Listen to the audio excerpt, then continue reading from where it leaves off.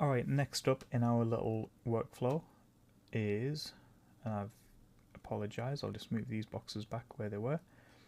So all of these things need to be done roughly at the same time. The thing we haven't done yet is prepare our HDRI. So I took bracketed images on the Ricoh Theta, and I'm going to show you what these brackets should ideally look like. I've got several images here which range from very long exposures, which to us look very bright.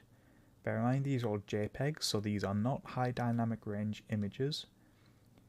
These are 8-bit JPEGs. So this value here, if I sample it, is 1. It is fully white. But in this image, because this has a really long exposure time, it's capturing the darkest, deepest parts of the scene. So the bits that are in the most shadow, which are the holes on the side of this computer, the shadows within some of this equipment that's been left on the desk, and back here between these computers, these are the regions of this image which are going to be used to represent the darkest parts of the HDRI. So this is our longest exposure, and we've got a series of steps or brackets of exposure which slowly step all the way through the range, highlighting different parts of the exposure range.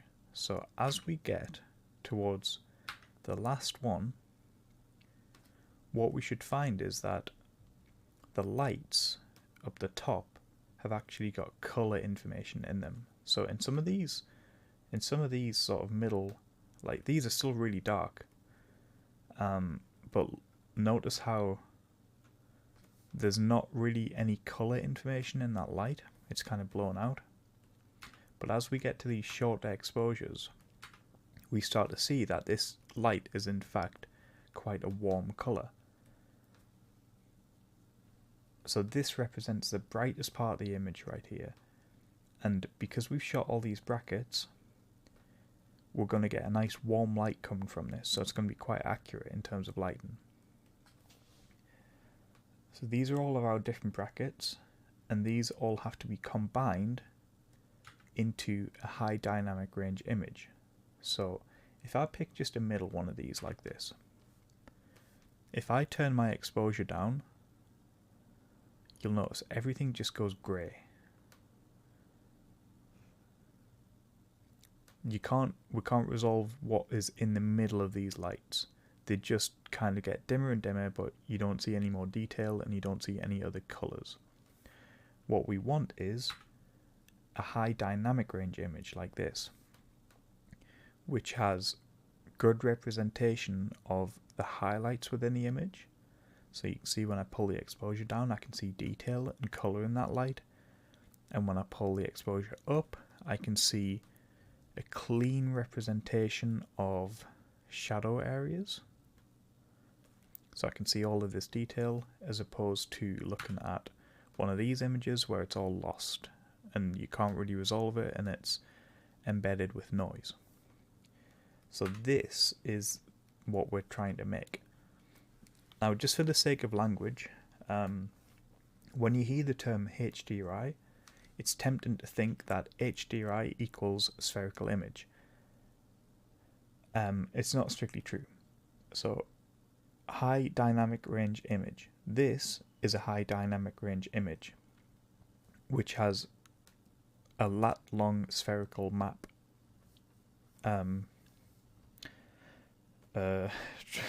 shape to it.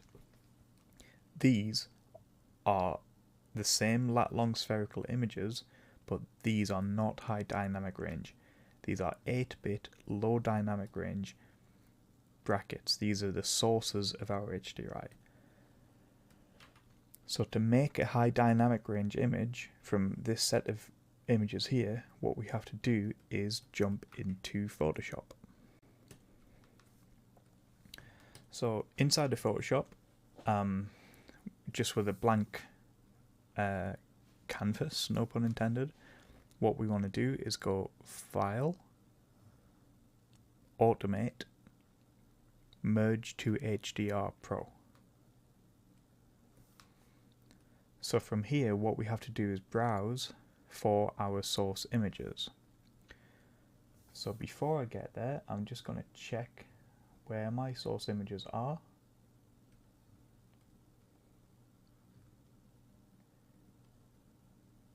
Okay, so they are in. This is where I expect them to be.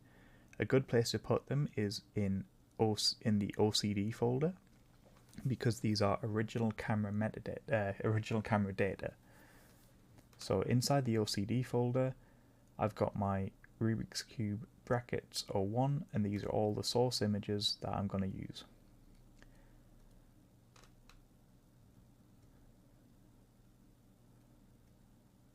So inside here,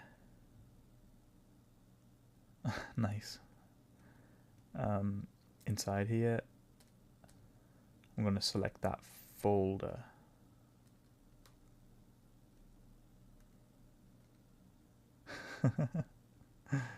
Oh, Photoshop. Folder, sorry, my bad.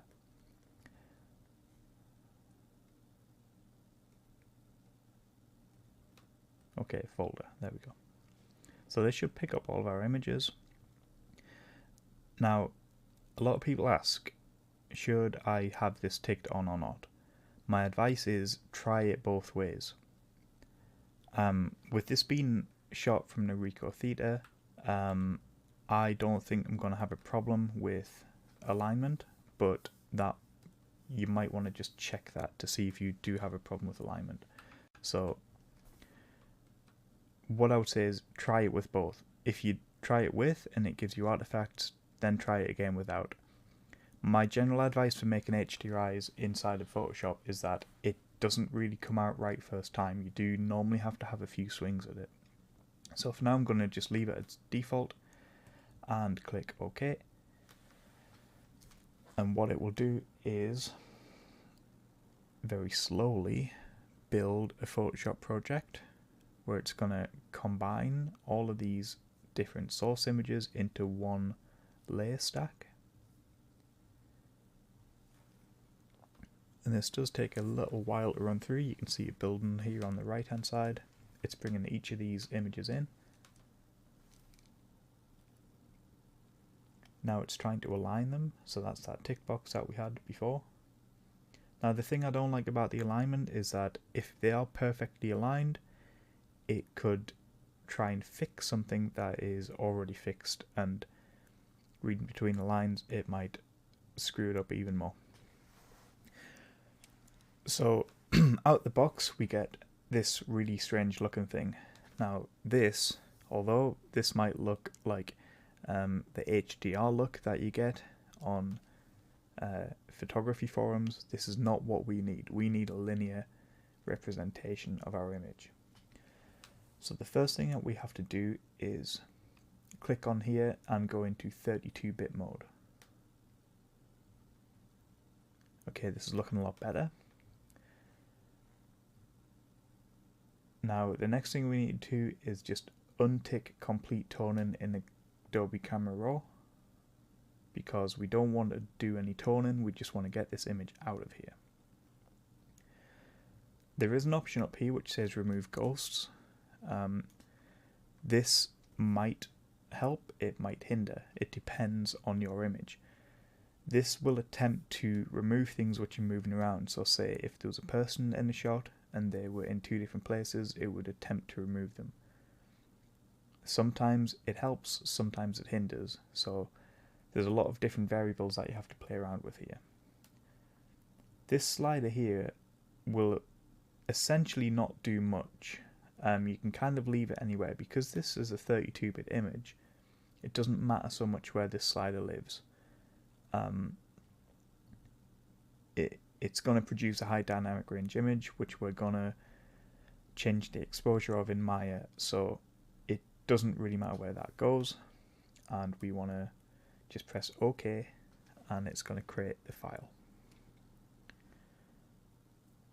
So this is the result, and what we should find, we can check it by adding a adjustment layer on exposure and check that that exposure is working how we anticipated. So what I should be able to see is nice warm colour in the lights, as well as good detail in the shadow and kind of a lack of noise, which I'm getting quite nicely. So I'm happy with that. I'll just undo that. And the other little hint is that up here we've got RGB/32, and in image mode we've got 32 bits per channel. So this is a 32-bit floating point file. So because it's 32-bit and floating point, we want to export it as a EXR, or save it as an EXR I should say. So if I go save as,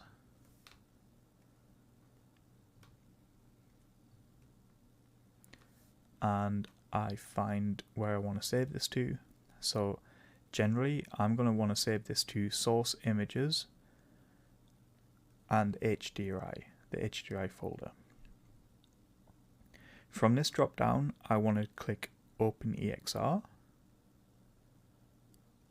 and I'm going to save this as, because I've already got a few in here, I'm going to just leapfrog a version, save it as version 4, and just put demo in here. So I know that it's the demonstration from this.